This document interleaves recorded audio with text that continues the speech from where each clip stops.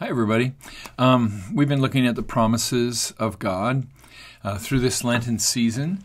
And this promise is from the book of James, which Luther called the Epistle of Straw. And he did that because James didn't mention Jesus very much in the passage. And I don't know, maybe that's Luther's problem and not any of ours. But this is a really good passage here. It says in James 1:5, it says, if you lack wisdom, so today you feel like you lack wisdom, if you lack wisdom, you should ask God, who gives generously to all without finding fault, and it will be given to you. Wow, there's a lot packed in that verse. First of all, if any of you lacks wisdom, well, who doesn't, And who of us wouldn't want wisdom? Well, he's saying here, all you got to do is ask God and he'll give you wisdom. Isn't that great? But here's the thing. The wisdom that God's going to give you is nothing like the wisdom of the world. Nothing at all.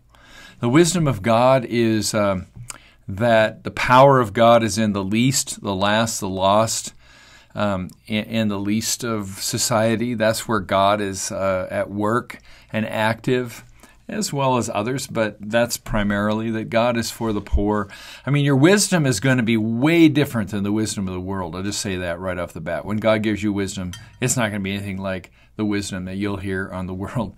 And I just got to say, I was listening to NPR yesterday, and I was in debate, and I don't know how this guy got on the air, much less wrote a book.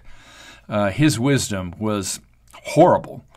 And his wisdom went something like this. Well, if you, everybody has delusions.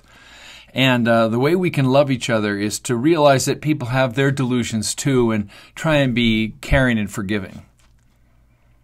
Okay, well, first of all, when you're looking at other people, you're judging their delusions. So you're not really being loving, you're being judgmental. And of course, like a lot of, people that write books like this, the delusions had a lot to do with faith. So if you believe in God, well, that's your biggest delusion right away. It was so, it's had such a lack of wisdom that it was laughable. And as a debate person, I could have ripped this guy apart. And this commentator just kind of went along and said, oh, yeah, this sounds really good. Now, I'll get off this. I'm on a tangent now. But the wisdom of God, just to say this, will be different than the wisdom of the world. Okay? And then, so you should ask God, who gives generously to all without finding fault. Now, there is a big, big statement. Who gives generously to all without finding fault.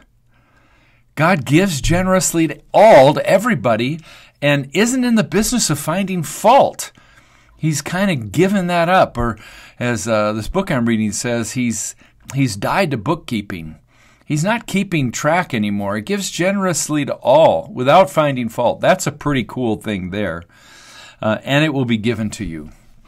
Well, there's a lot packed into that verse, but if you are looking for the wisdom of God, just ask God for it and watch it come to you. But I will caution you, it will not be anything like the wisdom that I heard on NPR the other day. And it won't be anything like the wisdom you'll hear in the world. Well, God bless. Have a great day. I hope this was somewhat helpful for you today. I hope you will pray for wisdom, and I know that God will give it to you because He promised He would. And as we have been talking about, God always fulfills His promises. Well, God bless, and have a great day.